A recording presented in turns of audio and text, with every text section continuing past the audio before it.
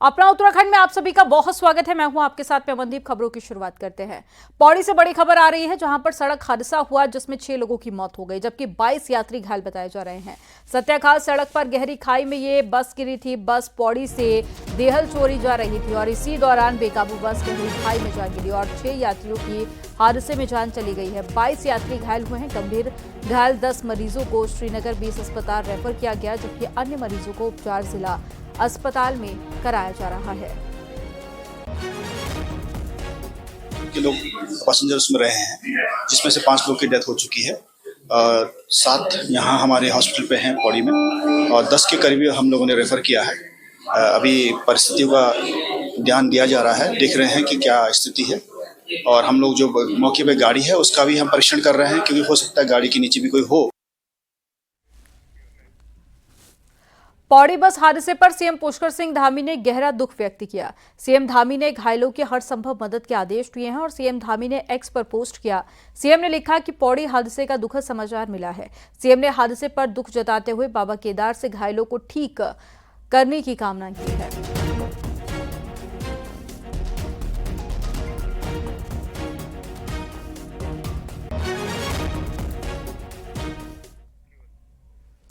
वहीं गढ़वाल सांसद अनिल बलूनी ने भी पौड़ी हादसे पर दुख जताया। अनिल बलूनी ने एक्स पर पोस्ट किया। बलूनी ने कहा कि स्थानीय प्रशासन से बात हुई है और घायलों का इलाज जारी है। वहीं बाबा केदार से घायलों के जल्द ठीक होने की कामना भी सांसद बलूनी ने की है।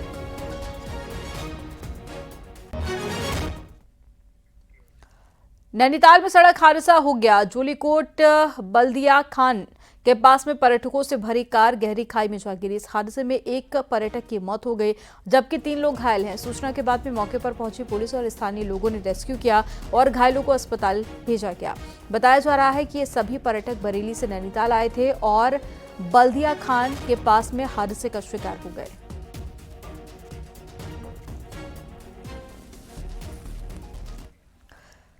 देहरादून में आयोजित पहले अंतर्राष्ट्रीय प्रवासी उत्तराखंडी सम्मेलन में सीएम धामी ने प्रवासियों से अपनी मातृभूमि के विकास के लिए आगे आने की अपील की। इस सम्मेलन में 17 देशों से 64 से अधिक प्रवासी डेलीगेट्स ने भाग लिया। आपको रिपोर्ट दिखाते हैं।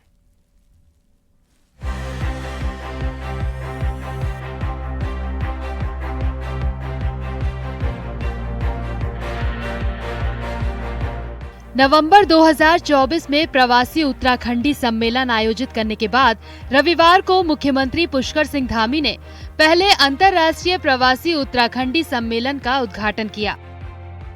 मुख्यमंत्री ने कहा कि अपनी मेहनत और ईमानदारी से प्रवासियों ने विदेशों में अपना मुकाम हासिल किया है। अब उन्हें अपने ज्ञान और अनुभव का इस्तेमाल मातृभूमि के उत्थान के लिए भी करना चाहिए। मुख्यमंत्री ने कहा कि विकसित भारत के संकल्प को पूरा करने में उत्तराखंड भी अपनी महत्वपूर्ण भूमिका निभा रहा है। मुख्यमंत्री ने प्रवासियों से एक-एक गांव गोद लेने की भी अपील की। मुख्यमंत्री ने कहा कि रजत जयंती वर्ष देवभूमि के लिए खास रहने वाला है। प्रवासी प्रकोष्ठ गठित कर दिया है, उसकी प्रक्रिया हमारी हो चुकी है पूरी और उसके प्रवासी परिषद के माध्यम से सारे लोग जो है हमारे इससे जुड़े रहेंगे। हम उनसे लगातार संवाद करते रहेंगे, उनके विचार हमको मिलते रहेंगे और ये हमने इस बार दोनों शुरुआत की है। पहले देश भर के रहने वाले प्रवासी उत्तराखंडियों से और अब विदेशों में और पूरी दुनिया भर के रहने वाले प्रवासियों से ये एक हमारी नई शुरुआत हुई है और ये अंतर्राष्ट्रीय प्रवासी उत्तराखंडी सम्मेलन नए वर्ष का हमारा पहला सम्मेलन है और ये वर्ष हमारे लिए कुछ खास होने वाला है। इस मौके पर दुनिया भर में उत्तराखंड का परचम लहरा रहे प्रवासियों ने भी अपने विचार साझा किए, जिनमें बेरीनाग निवासी दुबई में रहने वाले गिरीश पंत, जिन्होंने रूस यूक्रेन युद्ध के दौरान भारतीय बच्चों को निकालने में अहम भूमिका निभाई। चाइना में इंडिया रेस्टोरेंट की चेन चलाने वाले टिहरी निवासी देव रतूड़ी, अमेरिका में हॉस्पिटैलिटी के क्षेत्र में काम करने वाले विजय शर्मा आदि शामिल थे। साल में जो विकास हुआ तो बहुत अद्भुत है, क्योंकि पहले हम गाँव जाने में कतराते थे, क्योंकि पैदल 14-15 किलोमीटर जाना पड़ता था गाड़ी पकड़ने। आज घर के पास गाड़ी आती है तो हम गाड़ी लेके जाते हैं। और दूसरा, गाँव की संभावना इसलिए कि हमने जो परेशानियां देखी हैं तो हम चाहते हैं जो आने वाली जनरेशन है हम उनके लिए कुछ कर पाएं। हम अपनी सैलरी से अपने लोगों की तरफ से जो कुछ गाँव के लिए कुछ कर पाएं, ये बहुत बड़ी खुशी होगी मुझे।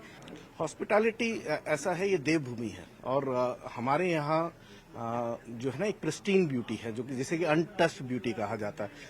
मैं कम से कम जो है 30 देशों में घुमा हुआ हूँ। स्विट्जरलैंड को अगर मैं कंपेयर करता हूँ यहाँ से, हमारे यहाँ इतनी क्षमताएं हैं, ठीक है, लेकिन क्षमताओं के साथ साथ उनका डेवलपमेंट जरूरी है। और ये हॉस्पिटैलिटी में है, साथ साथ आपका जो मेडिकल टूरिज्म है। मुख्यमंत्री पुष्कर सिंह धामी के आह्वान पर अभी तक 30 प्रवासी गांव को गोद लेने के लिए आवेदन कर चुके हैं। सम्मेलन में आए प्रवासियों का मुख्यमंत्री पुष्कर सिंह धामी ने तिमूर की परफ्यूम और उत्तराखंडी टोपी पहनाकर स्वागत किया। मुख्यमंत्री ने कहा कि प्रवासियों से संवाद का ये सिलसिला आगे भी जारी रहेगा। सरकार जल्द ही प्रवासी प्रकोष्ठ का गठन कर रही है। न्यूज़ 18 के लिए देहरादून से सुनील नवप्रभात की रिपोर्ट।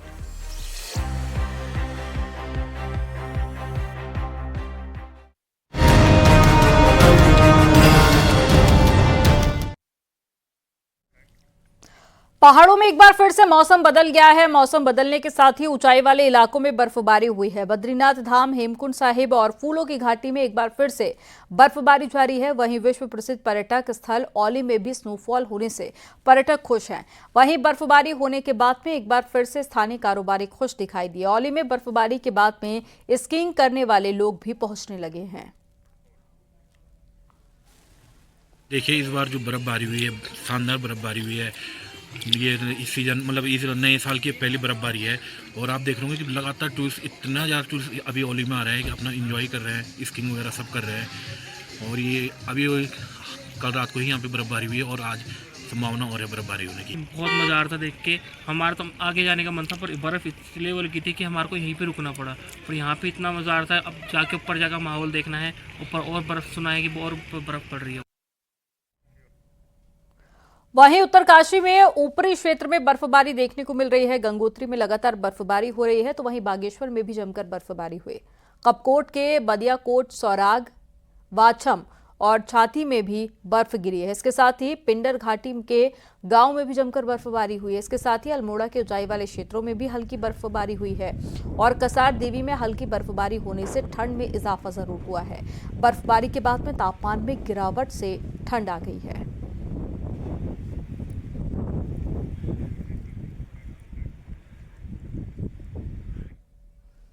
मौसम विभाग की भविष्यवाणी एक बार फिर से सही साबित हुई है। चक्राता के ऊपरी इलाकों में बर्फबारी हुई, जबकि निचले इलाकों में बारिश का दौर जारी है। यह बारिश रबी की फसलों के लिए बेहतर मानी जा रही है। वहीं पहाड़ों पर हो रही बर्फबारी बागवानी के लिए मुफीद मानी जा रही है। बारिश और बर्फबारी की वजह से ठिठुरन बढ़ गई है। वैसे लगातार रिमझिम बारिश पड़ती है, जिसका तो मौसम विभाग ने भी चेतावनी दी थी। और पहाड़ों पे भी बर्फबारी होने की संभावना है, जिससे लोगों को चेहरे खिले हुए भी हैं और बारिश से परेशान भी हैं। लोग कामकाज में नहीं जाते हैं, घरों में बंद हैं। और सुबह से ही लगातार मौसम कभी तेज हो रही है, कभी हल्की हो रही है। पिथौरागढ़ के ऊंचे इलाकों में बर्फबारी हुई है। बर्फबारी होने से जहां पर पहाड़ी बर्फ की सफेद चादर में लिपट गए हैं, तो वहीं पर रोड और पैदल रास्ते भी बंद हो गए हैं। मौसम बदलने से तापमान में भारी गिरावट दर्ज की गई। मुनस्यारी को जोड़ने वाला मोटर मार्ग कालामुनी के पास में बर्फबारी के कारण बंद है, तो वहीं व्यास, दारमा और चौदास घाटी में भी भारी बर्फबारी हुई। ऊपरी इलाकों में बर्फबारी और निचले इलाकों में बारिश के कारण जनजीवन खासा प्रभावित हो गया है।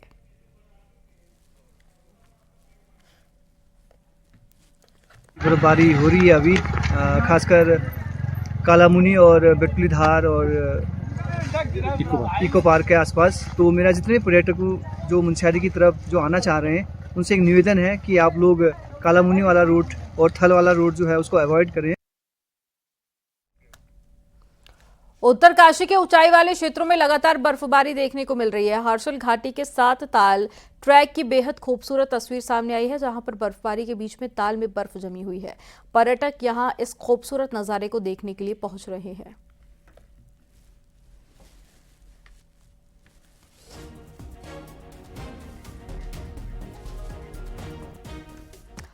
पहाड़ के मौसम ने रंग बदला है। अचानक बदले मौसम से हिल स्टेशन बर्फ की सफेद चादर से लपटे हुए नजर आ रहे हैं, तो पर्यटकों की भी मन मांगी मुराद पूरी हो गई है। हालांकि इस स्नोफॉल से पर्यटन कारोबारी से लेकर किसानों तक खुशी की लहर देखी जा रही है। आपको रिपोर्ट दिखाते हैं।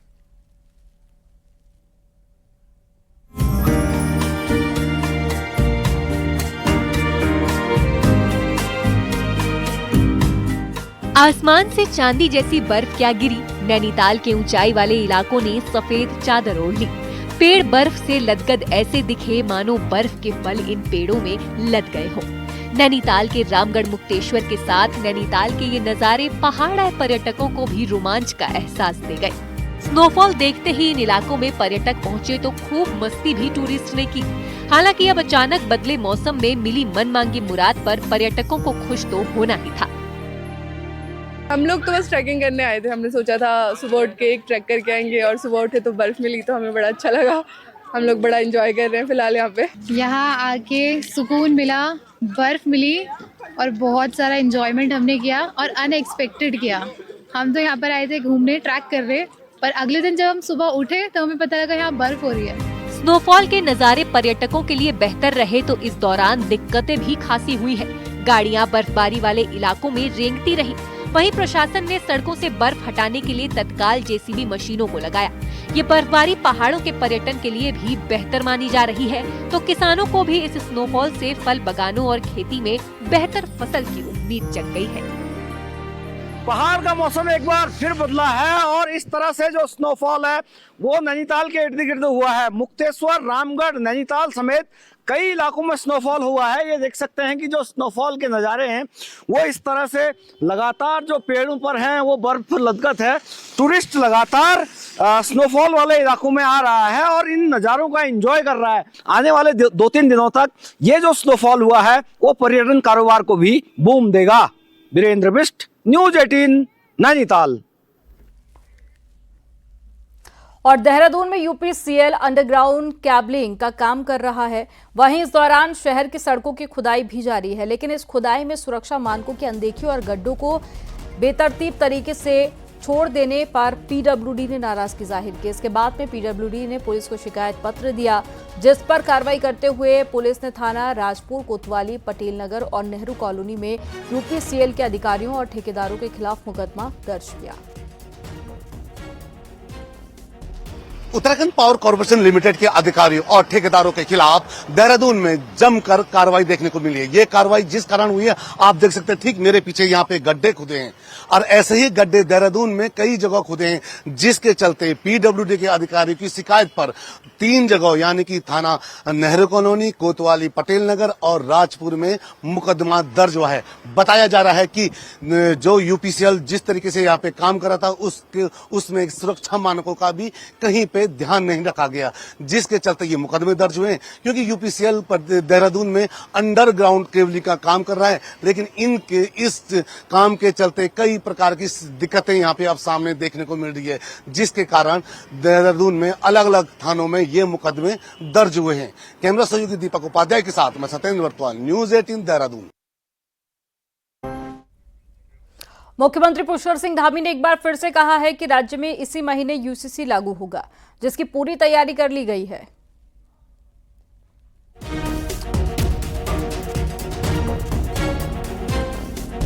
ये नया साल जो है, ये नया साल जिसको अभी यहाँ आप देख रहे थे रजतोत्सव, ये रजतोत्सव का वर्ष ये हमारे लिए कुछ विशेष वर्ष है।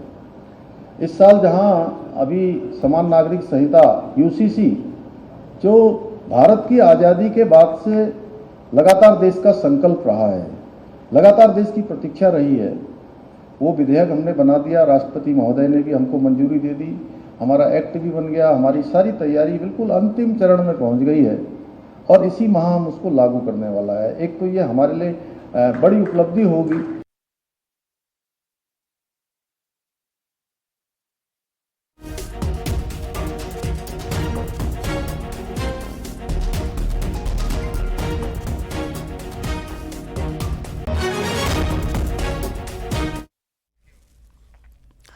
निकाय चुनाव प्रचार के दौरान रविवार को जीएमएस रोड पर आयोजित अग्रवैश्य संस्थाओं के संयुक्त सम्मेलन में संबोधन के लिए पहुंचे मुख्यमंत्री पुष्कर सिंह धामी के एक कदम ने सबको चौंका दिया। दरअसल कार्यक्रम में सबके संबोधन के बाद में मुख्यमंत्री को संबोधन के लिए बुलाया गया। जैसे ही सीएम ने बोलना शुरू किया तो इसी दौरान बीजेपी के मेयर प्रत्याशी सौरभ थपलियाल भी कार्यक्रम में पहुंच गए। मुख्यमंत्री ने अपना संबोधन रोककर डायस पर सौरभ थपलियाल को बुलाया दरअसल मेयर प्रत्याशी सौरभ थपलियाल कार्यक्रम में व्यस्तता के कारण देरी से पहुंचे थे, लेकिन मुख्यमंत्री ने बड़ा दिल दिखाकर उन्हें मंच पर संबोधन के लिए बुला लिया।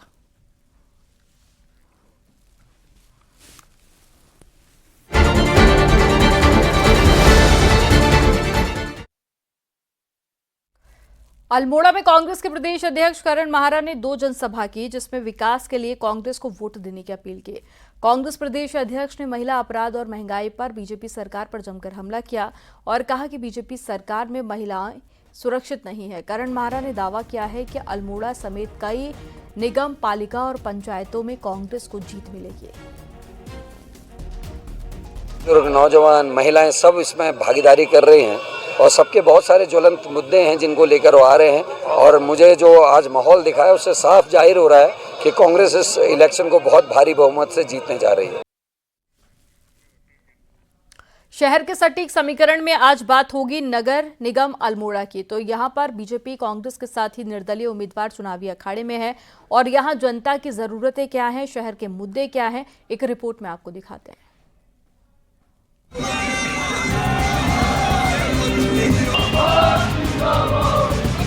अल्मोड़ा शहर में निकाय चुनाव को लेकर सरगर्मियां तेज हैं और प्रचार प्रसार का दौर जारी है।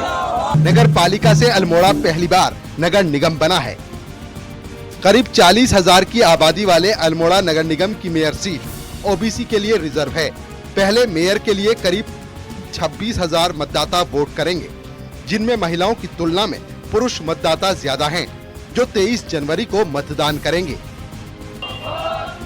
ऐसे में शहर का पहला ओबीसी मेयर बनने के लिए सभी उम्मीदवारों ने रात दिन एक किया है। इस सीट पर कांग्रेस और बीजेपी के बीच ही सीधा मुकाबला है। जैसे कि अपनी रास्ते की है, लाइट की व्यवस्थाएं हैं, और जरा एक समस्या है बंदरों की समस्या, ये वास्तव में बहुत चिंता का विषय है।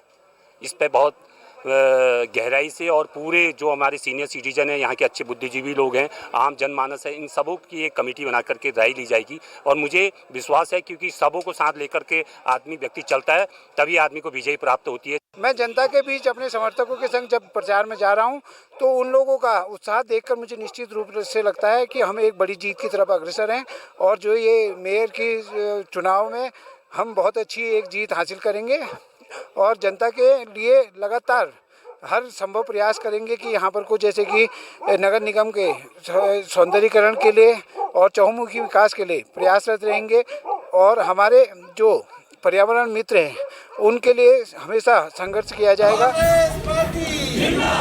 नगर पालिका से पहली बार नगर निगम बनने से आम लोगों की उम्मीदें भी बढ़ी हैं। जनता को भरोसा है कि जिन दिक्कतों से नगर पालिका में उन्हें 2-4 होना पड़ता था, लेकिन निगम बनने के बाद शायद उससे मुक्ति मिले और शहर की जनता को पहले मेयर से पानी, सड़क, शिविर, शौचालय, साफ सफाई, पार्क, पार्किंग और महिला सुरक्षा पर बड़ी आस है। अल्मोड़े में मेयर पढ़ा लिखा हो और यहाँ बहुत सारी समस्याएं हैं, जैसे सीवर लाइन की समस्या है, पानी के नल रास्तों में लग रहे हैं सब जगह, इधर उधर बहुत सारे बंदर शहर में पूरे घूम रहे हैं, दुनिया की बर्बादी कर रहे हैं। ऐसा मेयर हो जो लोगों की बातें सुने, लोगों की समस्याएं सॉल्व करे। अल्मोड़े का मेयर ऐसा होना चाहिए जो हमारी जनता की समस्याओं को सुने, हमें कुत्तों से, बंदरों से, आवारा जानवरों से हमको निजात दिलवाए और जनता के लिए काम करे। जैसे हमारे वहाँ पे बहुत सारी प्रॉब्लम है, उनको सॉल्व करने वाला होना चाहिए, सबका साथ देने वाला होना चाहिए। और जैसे कि कूड़े के ढेर लगे पड़े होते हैं, गीला कूड़ा और सूखा कूड़ा, उसका विस्तार करने वाला होना चाहिए और जानवरों से छुटकारा दिलाने वाला होना चाहिए। नगर निकाय चुनाव में उम्मीदवार तो पसीना बहा ही रहे हैं, लेकिन जनता भी चुनावी माहौल का पूरा मजा ले रही है। ऐसे में अब ये देखना बाकी है कि जनता जनार्दन अल्मोड़ा के पहले मेयर का ताज किसके सिर बांधती है।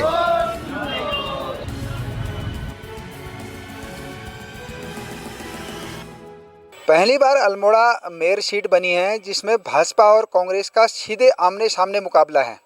राज्य बनने के बाद जो है भाजपा को कभी भी इस नगर पालिका में बैठने का मौका नहीं मिला, लेकिन मेयर बनने के बाद भाजपा को पूरी उम्मीद है कि इस बार उसे जीत मिलेगी, जबकि कांग्रेस दावा कर रही कि जीत उसे ही मिलेगी।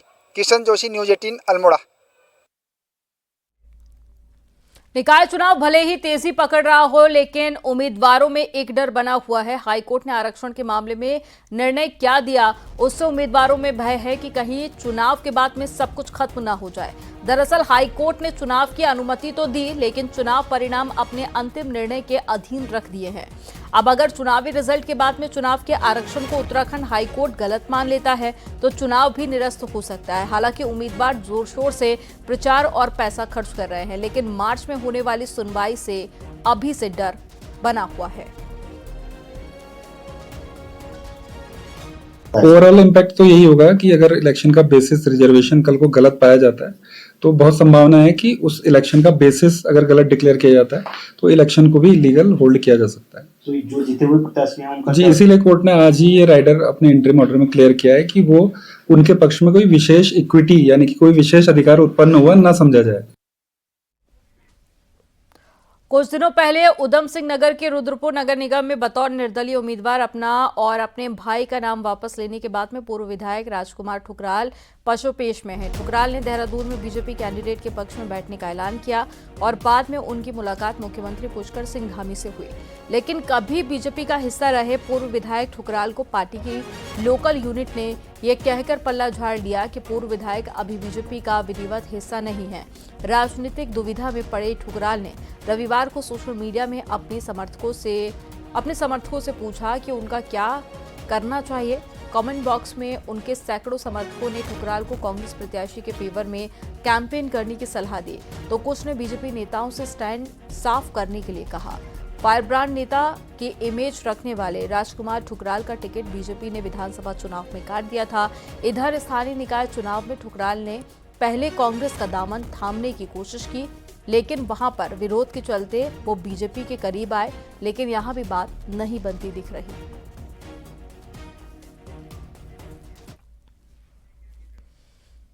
उधर राजकुमार ठुकराल की फेसबुक पोस्ट से कांग्रेस को बीजेपी का हमला करने का मौका मिल गया है। कांग्रेस ने कहा है कि बीजेपी अवसरवादी पार्टी है। राजकुमार से मतलब निकलने के बाद में बीजेपी ने अब दूध में पड़ी मक्खी की तरह किनारा कर लिया। उधर बीजेपी ने कहा कि राजकुमार ठुकराल के साथ में कोई धोखा नहीं हुआ है। चुनाव के बाद में उनकी पार्टी में वापसी को लेकर केंद्रीय नेतृत्व से बातचीत की जाएगी। भाजपा ने पहले उनको पार्टी में लेकर के बदलाव का आश्वासन दिया, जैसे ही उनके भाई ने नाम वापस ले लिया, भाजपा न उनको अपनी पार्टी में शामिल करा रही है, न उनके बारे में कुछ और सोच रही है।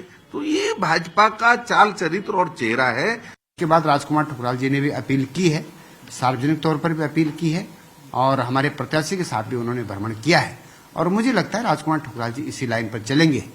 उनकी पार्टी में वापसी के संबंध में चुनाव के पश्चात अपने केंद्रीय नेतृत्व, अपने राष्ट्रीय अध्यक्ष आदरणीय जेपी नड्डा जी से परामर्श करने के बाद निर्णय करेंगे।